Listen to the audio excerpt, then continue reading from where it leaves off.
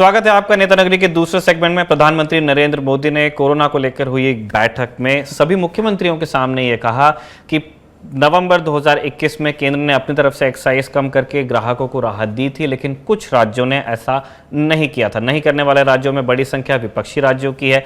अब इन राज्यों से मांग की जा रही है कि ये अपने यहाँ वैट कम करें। इन राज्यों की तरफ से भी एक पुशबैक है कि केंद्र को एक्साइज कम करना चाहिए।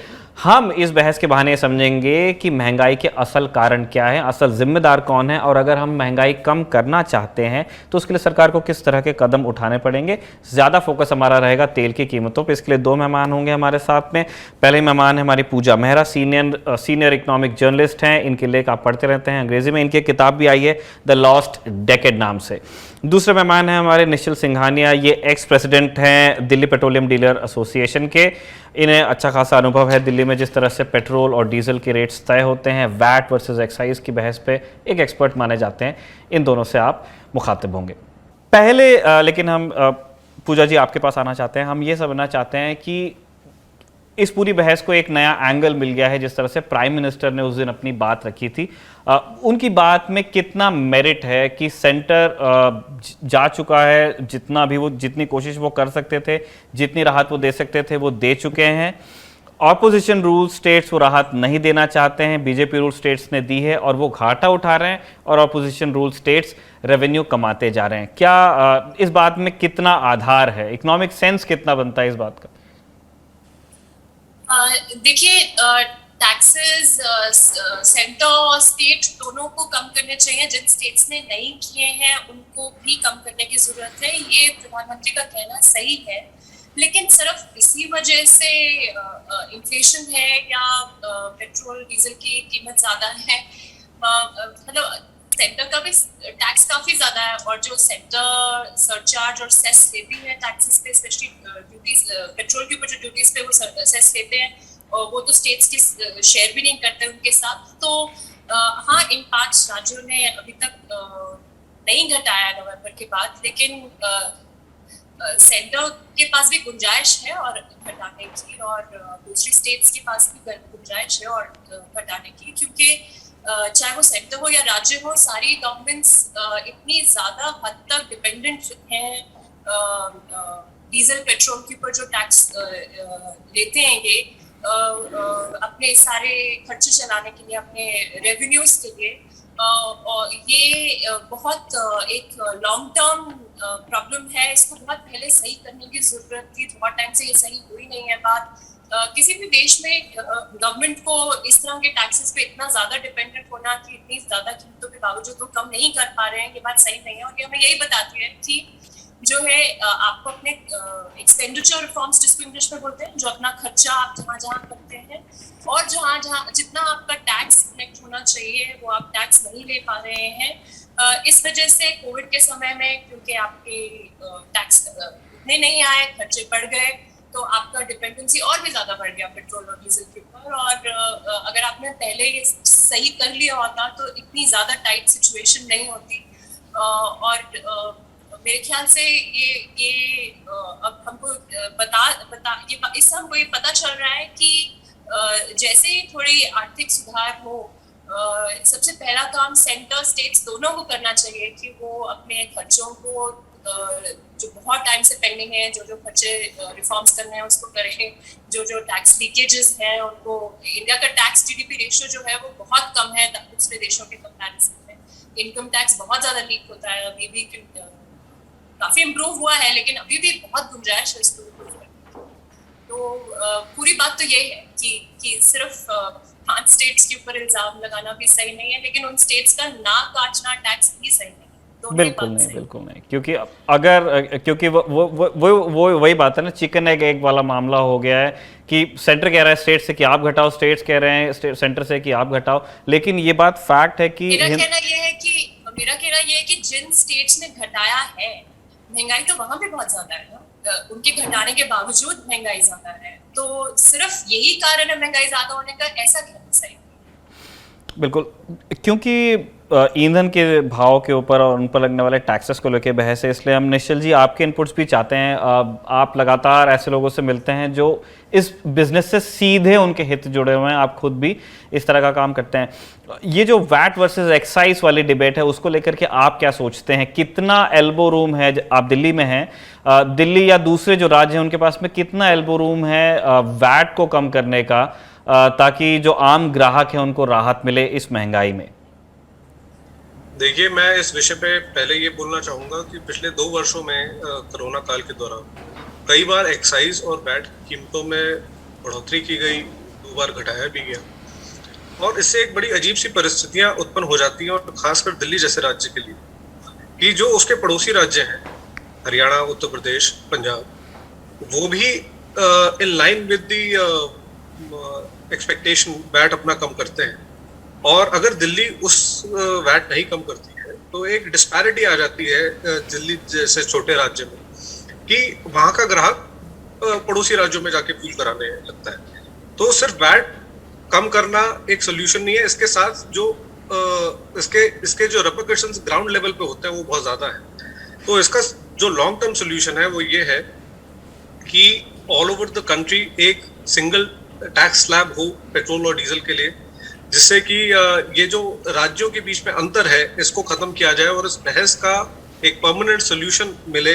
अगर हम वन नेशन वन रेट की बात करें, अगर हम टैक्स की बात करें, जैसे कि आप एक्साइज वर्सेस वैट कह रहे थे, दिल्ली में आज 105 रुपये 41 पैसे पेट्रोल का रेट है, जिसमें से करीबन 17 रुपये वैट है और करीबन 28 रुपये एक्साइज ड्यूटी।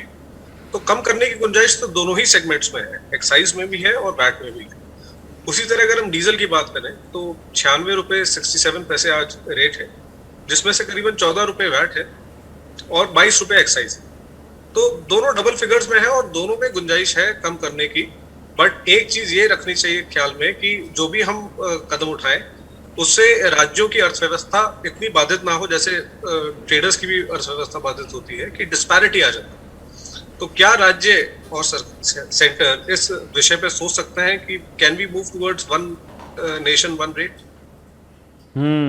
और जो कि जीएसटी का आइडिया भी था।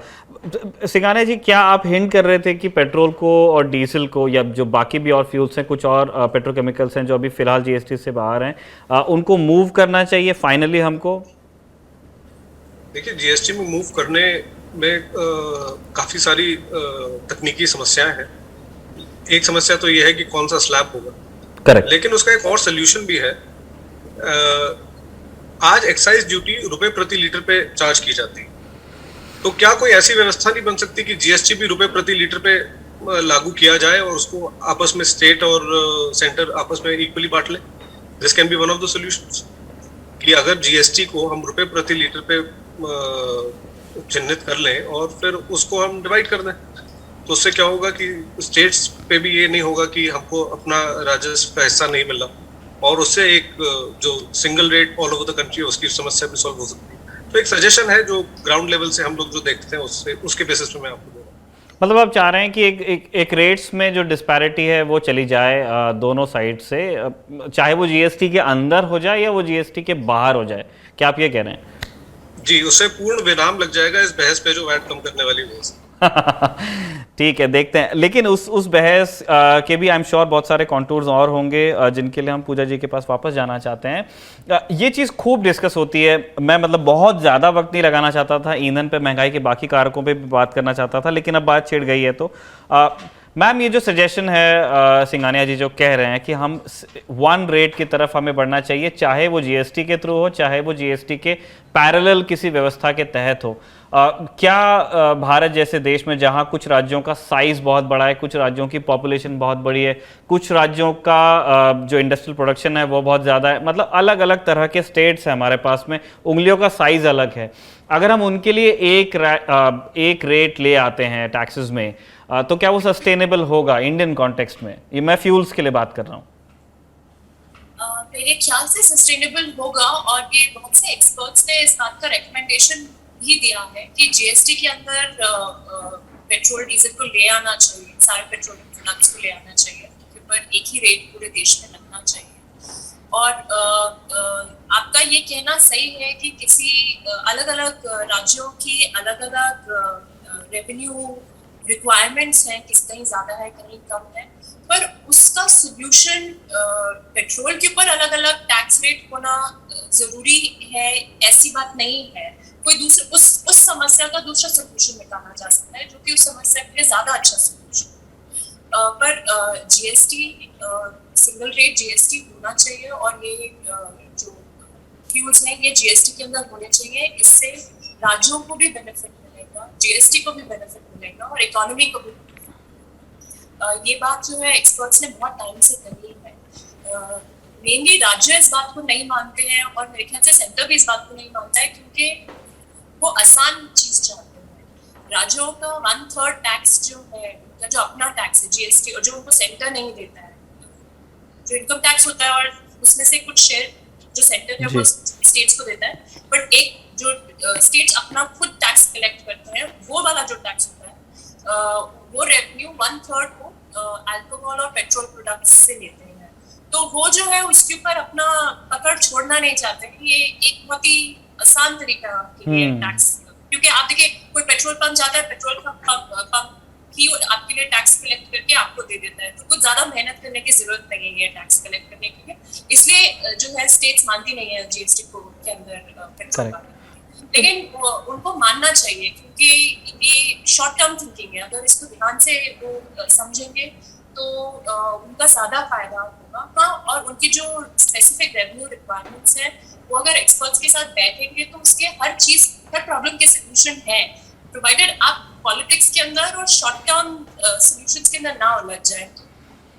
मैम, हम ये भी समझना चाहते हैं कि प्राइम मिनिस्टर ने एक और चीज़ ये कही थी कि हम बिल्कुल एक्साइज चार्ज कर रहे हैं, लेकिन इस एक्साइज का 41 और 43 उन्होंने इन दो आंकड़ों में से कहा था कि ये तो हम स्टेट्स को वैसे भी वापस लौटाते हैं।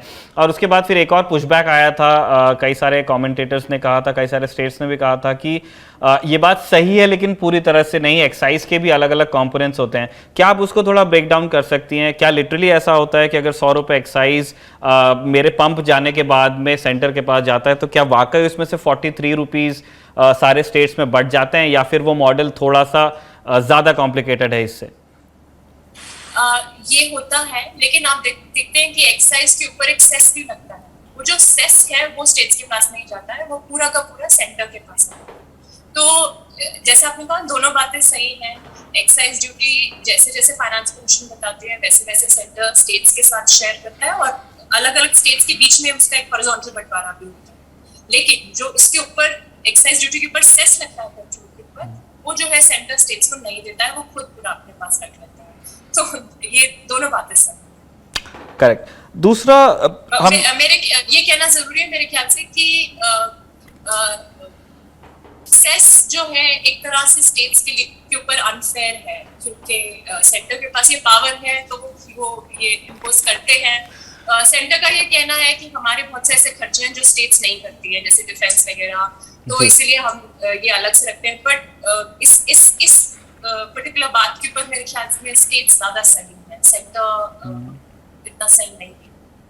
वैसे हम ये देख रहे थे कि जो टेबल हमने निकलवाया था सारे रेट्स का तमाम स्टेट्स में, हमने देखा था कि स्टेट्स ने भी सेस तो नहीं लेकिन सेस जैसी व्यवस्था अपने यहाँ करके रखी है, तो वो भी इतना मतलब जो एक अनफेयर तरीका है ऑफ टैक्सिंग पीपल वो सेंटर भी कर रहा है, वो स्टेट्स भी कर रहे हैं इसमें, इस हमाम में करते हैं। जी हाँ, जैसे कीमत जाती है टैक्स वैसे वैसे बढ़ता चला जाता है। करेक्ट, वो गलत है, वो भी सही करने की मैं तो इसमें जैसे मैंने पहले भी कहा कि सेंटर स्टेट्स पूरी तरह से कोई भी सही नहीं है और पूरी तरह से कोई भी गलत नहीं है। हर किसी को इसमें अपना अपना जो है कंट्रीब्यूट करने की जरूरत है अगर ये प्रॉब्लम सॉल्व करना है। मैम, इस प्रॉब्लम की एक बड़ी वजह ये बताई जाती है कि जो हमारा ज़रूरत से ज़्यादा डिपेंडेंस है जो हम रिकवरी करते हैं टैक्सेस की फ्रॉम फ्यूल, बाकी देशों में भी होता है। जैसे हम देख रहे हैं कि यूरोप में जैसे जैसे इलेक्ट्रिक्स का चलन बढ़ रहा है, वो लोग सोच रहे हैं कि क्या वो बिजली को भी अलग तरह से टैक्स करें क्योंकि उसका एज फ्यूल इस्तेमाल हो रहा है व्हीकल्स के लिए। वहाँ पे अभी वो बहस चल रही है।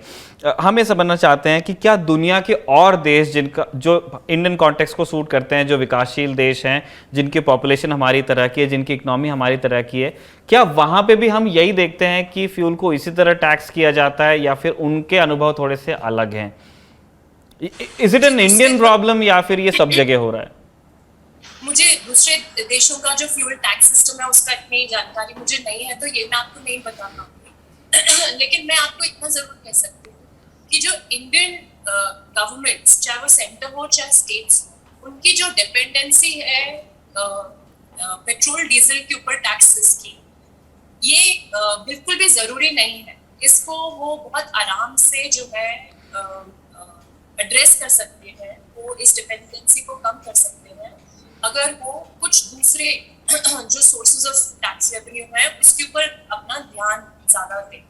और उसमें जीएसटी के अंदर रिफॉर्म लाने की जरूरत है, वो एक तरीका है। प्रॉपर्टी के ऊपर जो टैक्सेस लगते हैं वो एक है।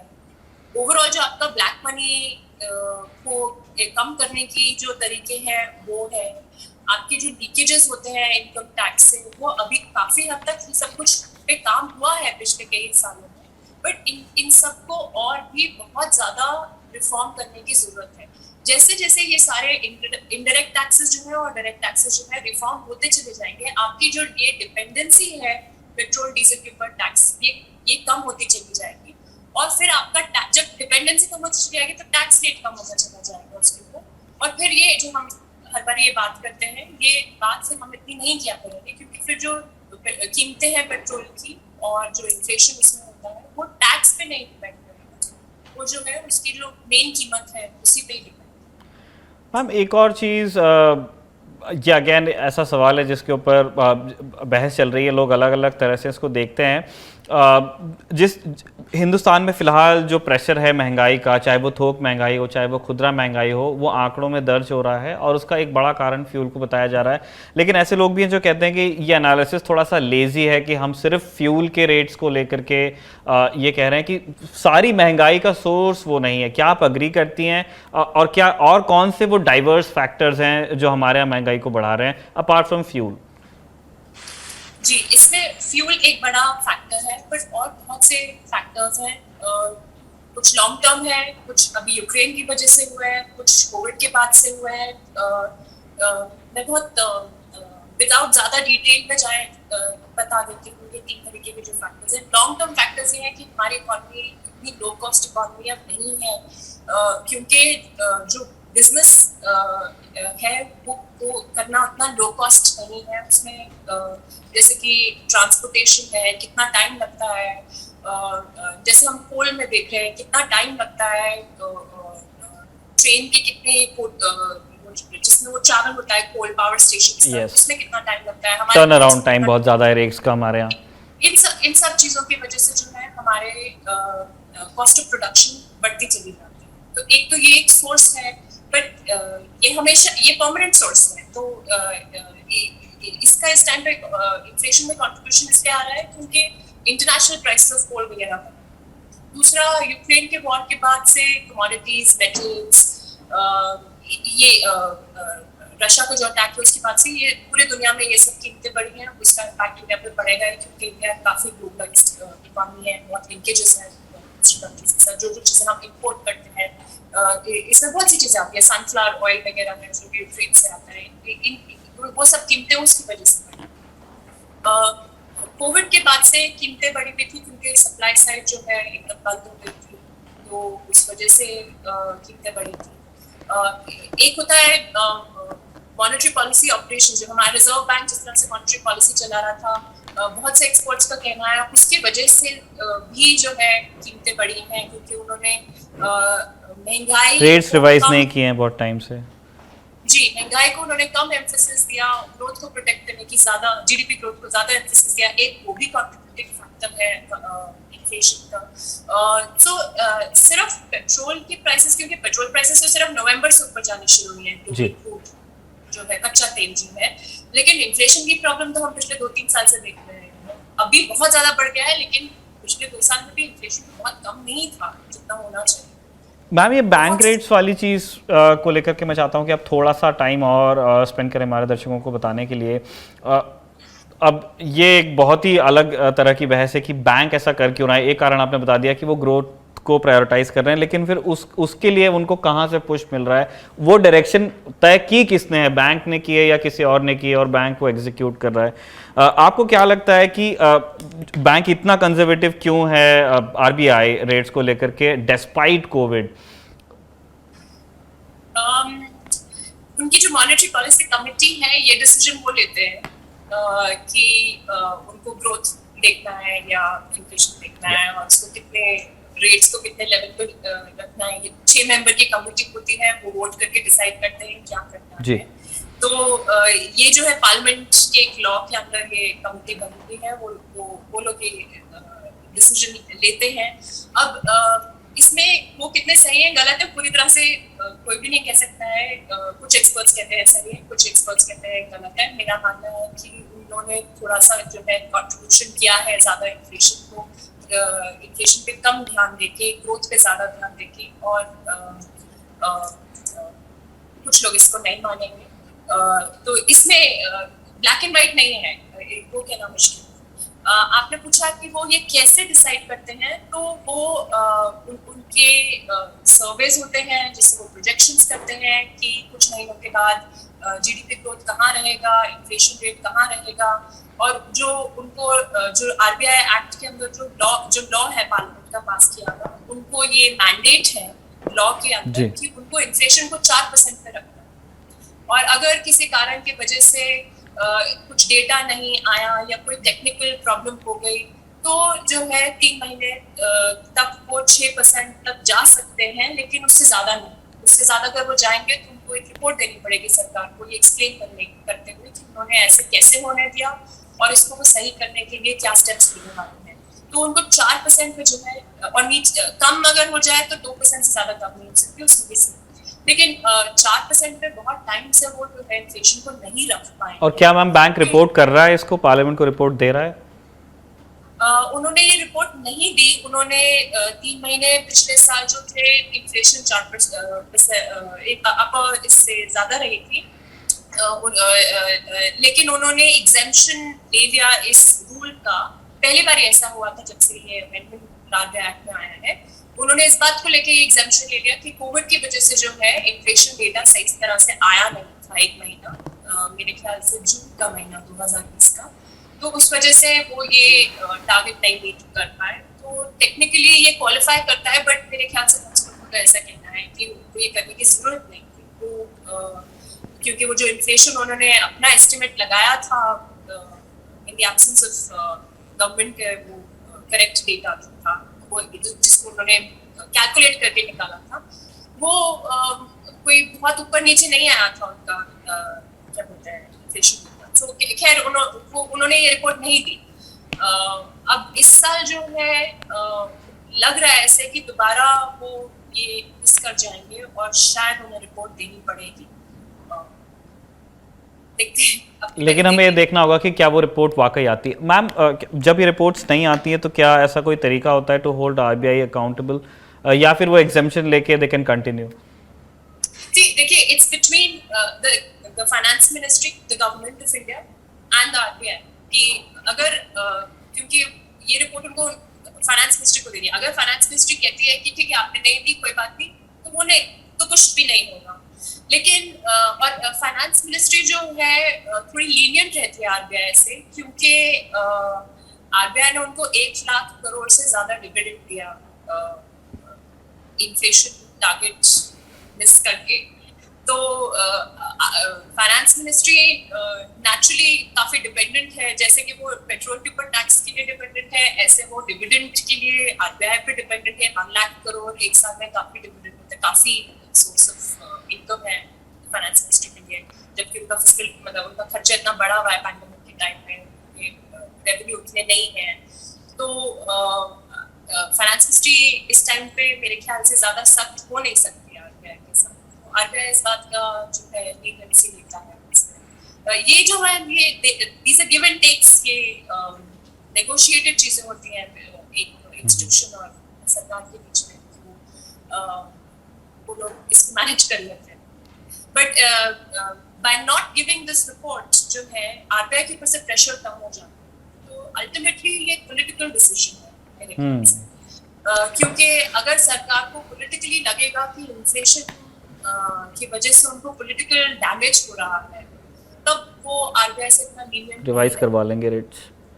जी, तो रेट्स भी रिवाइज करने की, क्योंकि 3 मेंबर उनके हैं, रेट्स रिवाइज एटलीस्ट वो पब्लिकली बोलना शुरू करेंगे सरकार से, जैसे फाइनेंस मिनिस्ट्री, वित्त मंत्री बोलना शुरू करेंगे या प्रधानमंत्री बोलना शुरू करेंगे पब्लिकली कि इन्फ्लेशन ज्यादा बढ़ गया है और आरबीआई को कुछ करने की जरूरत है। और अगर वो ये रिपोर्ट फिर सख्ती से मांगेंगे आरबीआई से, तो उससे जो है आरबीआई की एक्शन चेंज हो सकती है। तो अभी तक हो सकता है पॉलिटिकली, क्योंकि इतना कॉस्ट सरकार पे नहीं पड़े हैं, इसलिए उन्होंने भी प्रेशर नहीं डाला है। सही बात है। अब हम इस बातचीत के उस हिस्से की तरफ गए हैं। अब तक के हमने ज़्यादातर वो स्टेटमेंट ऑफ फैक्ट वाले जोन में रही है हमारी बातचीत। अब हम जा रहे हैं वहाँ पे जहाँ हम स्पेकुलेट करने के लिए कहेंगे अपने दोनों गेस्ट से। पहले मैं सिंघानिया साहब आपसे पूछना चाहता हूँ, आपकी गट फीलिंग क्या कह रही है? क्या अब हम महंगे पेट्रोल और डीजल को और महंगा होते ही देखेंगे जैसे जैसे हम आगे जा रहे हैं, या फिर आपको ऐसा लग रहा है कि मार्केट इम्प्रूव हो सकता है, थोड़ी छूट आम ग्राहकों को मिल सकती है, या फिर अब हम महंगे पेट्रोल को, जैसे एक 100 रुपये का एक थ्रेशोल्ड था, सबको ऐसा लगता था कि वहां जाएगा तो बहुत महंगा हो जाएगा, लेकिन अब हमने छोड़ दिया उसको पीछे, तो क्या अब ये महंगा ही होते जाने वाला है? आपकी क्या कह रही है गट फीलिंग से? देखिए 100 रुपए के लेवल को तो हम रीच कर चुके हैं और शायद एक कंफर्ट जोन में आ गए हैं 100 रुपए के। यहाँ से मेरे को रेट बढ़ते हुए तो नहीं दिखाई। और अगर हम यूक्रेन की स्थिति की बात करें, उसके बावजूद $105 के आसपास क्रूड है इस टाइम, लेकिन अगर इससे ज्यादा क्रूड जाता है तो मेरे ख्याल से केंद्र सरकार या राज्य सरकारें जरूर कोई एक्शन लेंगी और टैक्सेस को कम करेंगी। तो मेरे को नहीं लगता कि इससे ज्यादा बोझ डाला जाएगा, ये मेरा अंदाजा है। अगर कोई ऐसी स्थिति बनती है कि क्रूड बढ़ता है तो केंद्र सरकार और राज्य सरकार मेरे ख्याल से निश्चित रूप से टैक्स कम करेंगे। चलिए, हम उम्मीद करते हैं कि आपका जो अंदाज़ा है वो सही निकले, अगर खुदा ना खास्ता दोबारा तेल का भाव बढ़ता है तो। पूजा जी, हम आपसे ये समझना चाहते हैं कि आपकी अंडरस्टैंडिंग, आपकी जो रीडिंग है फिलहाल इंडियन इकोनॉमी, पॉलिटी, बैंक, इन सारी जो अलग अलग संस्थाएं हैं और जो हमारे मार्केट की रियलिटी है, उसमें आपको क्या लग रहा है कि inflation is here to stay या फिर ये हालत सुधर सकते हैं जैसे सिंघानिया साहब कह रहे हैं? नहीं, मुझे लगता है कि अभी हम थोड़े ज़्यादा इन्फ्लेशन में कुछ टाइम तक रहने वाले हैं। अभी बहुत जल्दी इन्फ्लेशन तो कंट्रोल में इतनी जल्दी शायद नहीं आएगा। अभी जो है, क्योंकि पूरी दुनिया में भी आप देख रहे हैं कि इन्फ्लेशन बढ़ा हुआ है काफी। अभी कोई सोर्स ऐसा दिख नहीं रहा है जिससे कि इन्फ्लेशन कम हो सके।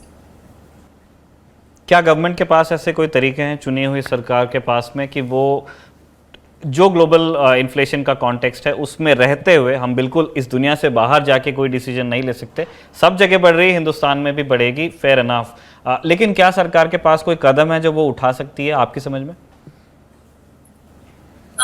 सरकार टैक्सेस अलग अलग चीजों में कम कर सकती है, तो जो बर्डन है वो कंज्यूमर्स पे कम होगा। और मेरे ख्याल से ये करने की जरूरत भी है, क्योंकि पैंडेमिक के टाइम में लोगों की जो आमदनियां हैं उसमें बहुत फर्क पड़ा, कीमतें हर चीज की बढ़ी हुई है।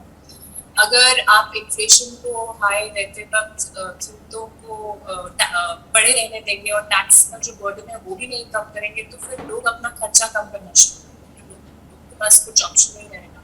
जो मेरे कहने का मतलब ये है कि लोगों का कंजम्पशन कम होना शुरू हो जाएगा, उनकी एबिलिटी टू स्पेंड ही कम हो जाएगी। एज इट इज डिमांड कम है, कंजम्पशन कम है इकोनॉमी में, तो अगर ऐसा हो जाएगा तो आपकी जो रिकवरी की आप बात करते हैं, ग्रोथ, जीडीपी रिकवरी की जो आप बात करते हैं, वो आपके लिए और भी मुश्किल हो जाएगा, क्योंकि वैसे ही यूक्रेन वगैरह की वजह से काफी मुश्किल हो गया।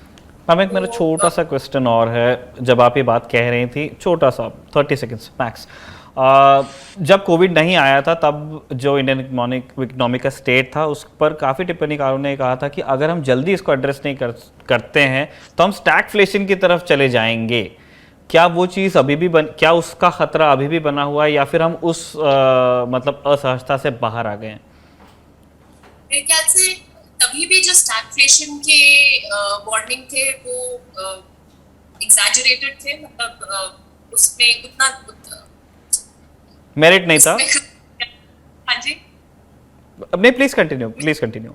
हाँ, they were exaggerated, मतलब वो जो वार्निंग्स मेरे ख्याल से थोड़े exaggerated थे। मैंने भी जितने इकोनॉमिस्ट से बात की मुझे यही सेंस मिला कि वो exaggerated वार्निंग्स थे, और अभी भी जो है exaggerated ही हैं। अभी वो स्टेज नहीं आई है कि स्टैगफ्लेशन की चिंता उतनी ज्यादा होनी चाहिए। तो स्टैगफ्लेशन बारी नहीं है, बट हाँ ये बारी जरूर है कि इन्फ्लेशन जो है लोगों की आमदनियों को कम करता है। आपके पास अगर 100 रुपए है तो 100 रुपए से आप सिर्फ उतनी चीज खरीद पा रहे हैं जो आप पहले 90 रुपए से खरीद रहे हैं। तो your purchasing power is reduced, और इस टाइम पे हमारे को इकोनॉमी में जरूरत ये है कि लोग ज्यादा से ज्यादा खरीदें। तो इन्फ्लेशन के लिए कुछ करना इसमें जरूरी है, और इस टाइम पे टैक्सेस के अलावा और कोई बहुत ज्यादा कुछ किया नहीं जा सकता। अगर आरबीआई अभी अपनी पॉलिसी करेक्ट करेगा भी तो उसमें टाइम लगेगा इम्पैक्ट आने। ठीक है, बहुत बहुत शुक्रिया पूजा जी हमसे बात करने के लिए। निश्चल जी, आपका भी आप दोनों मेहमानों को हम दोबारा तकलीफ देना चाहेंगे जब महंगाई और ईंधन पर इस तरह की बातचीत करने की ज़रूरत दोबारा पड़ेगी। बहुत बहुत शुक्रिया हमसे जुड़ने के लिए।